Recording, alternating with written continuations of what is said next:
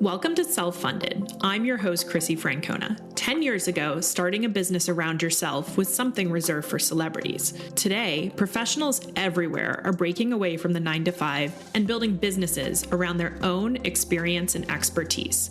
On this show, we'll explore what it really means to be self-funded, the movement of professionals carving their own path, creating cash-flowing businesses, and building lasting impact without waiting for permission. I'll share my own journey and talk with others who are rethinking what's possible when you take your career into your own hands. Let's dive in.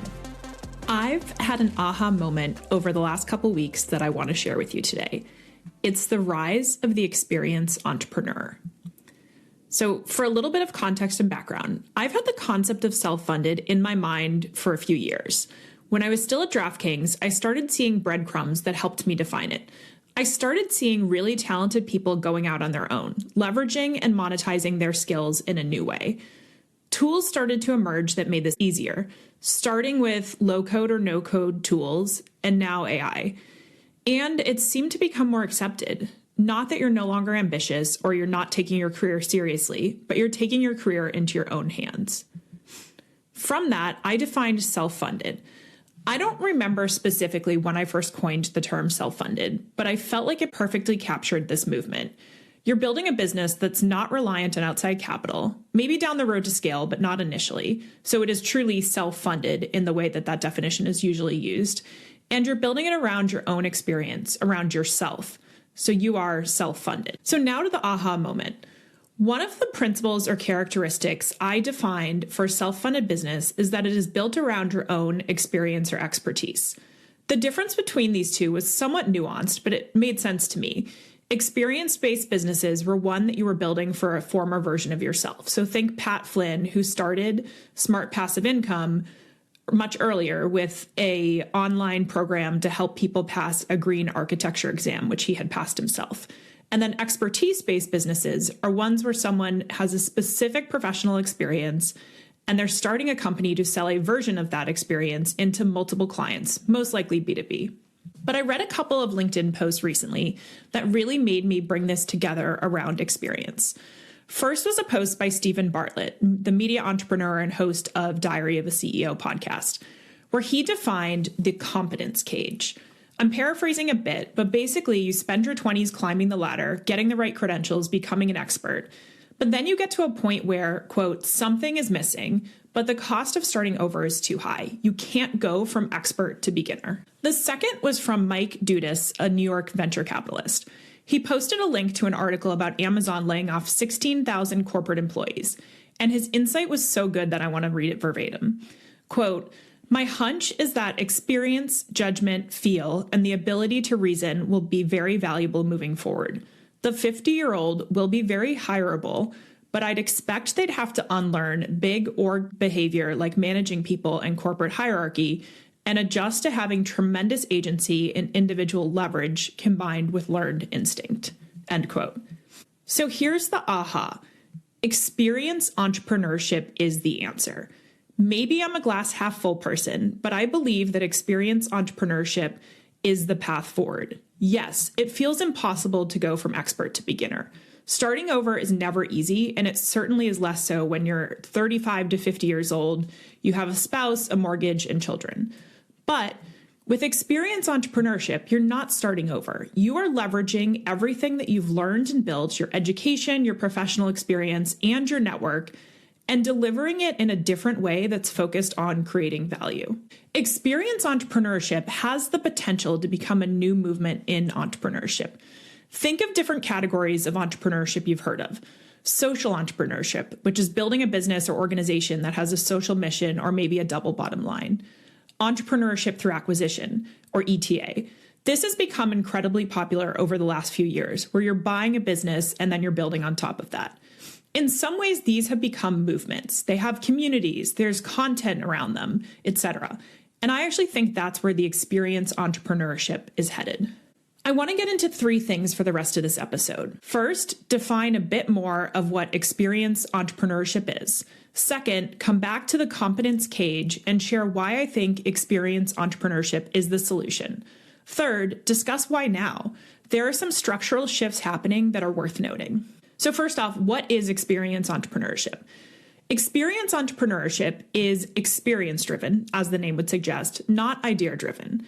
However, that doesn't mean that there is not a specific problem to solve. You have solved a specific business problem in whatever full-time role or personal experience you've had.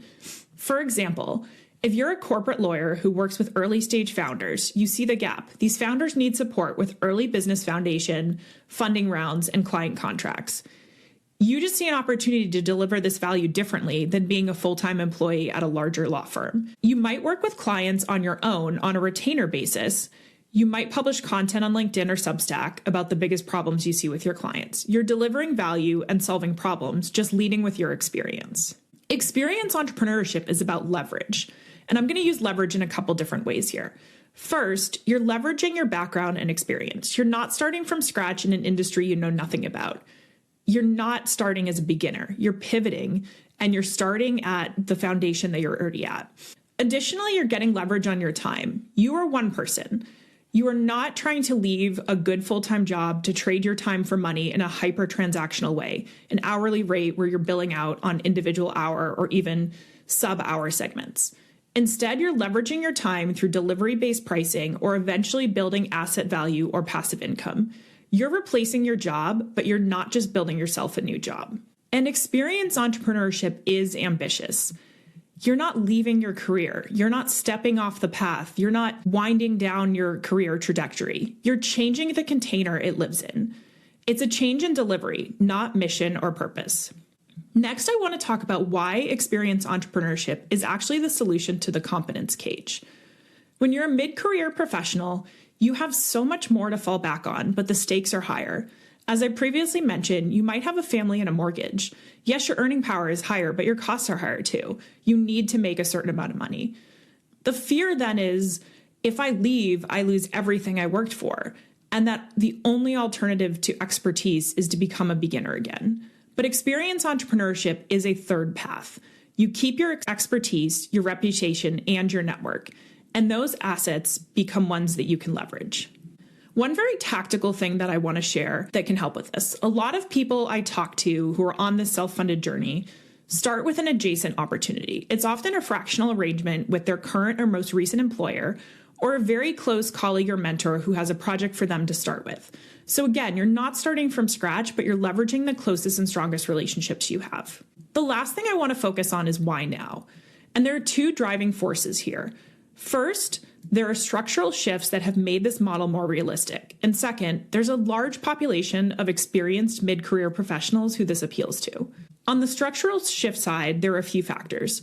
First off, fractional work has become more mainstream. So we had Taylor Crane, the founder of Fractional Jobs, on a few weeks ago, and he has certainly been one of the driving forces in helping fractional jobs really blow up over the last few years. Second, experience is valued more than credentials. With consulting as an example, the currency has typically been brand, Bain, BCG, McKinsey as the big forces in the industry. And now I've seen a shift to experience and results. Companies want people who have, quote, touched grass. They've lived it. They've not just built a slide deck around it. And most notably, AI has democratized knowledge and information and provides so much leverage at such a low price. There's also a huge population that this is compelling to. COVID was such a whiplash for mid-career professionals. Many companies went from offering huge stock grants and flexible work arrangements to making massive cuts in headcount, like the Amazon example that Mike Dudas shared. I've talked to so many people who didn't set out to be an experienced entrepreneur, but the job market has forced the shift. And the risk doesn't seem so great when you look at some of the massive layoffs and difficulty in finding a new role. Looking ahead, this aha moment was a big one for me. Identifying and defining the experienced entrepreneur was putting a clear term to what I've been focused on through my work, building my business the long game, and starting this podcast and platform. This isn't as much turning lemons into lemonade as it is about identifying an opportunity and a movement that can really provide so much value to your life financially, but also professionally and personally. And I'm excited to continue to explore this with you. Thanks for listening to Self-Funded. If you enjoyed today's episode, be sure to follow the show wherever you're listening so you don't miss what's coming next. I'd also love for you to leave a review and share what you're most excited about on your own self-funded journey. And if you want to go deeper, check out my Substack. You'll find the link below. Until next time, keep carving your own path.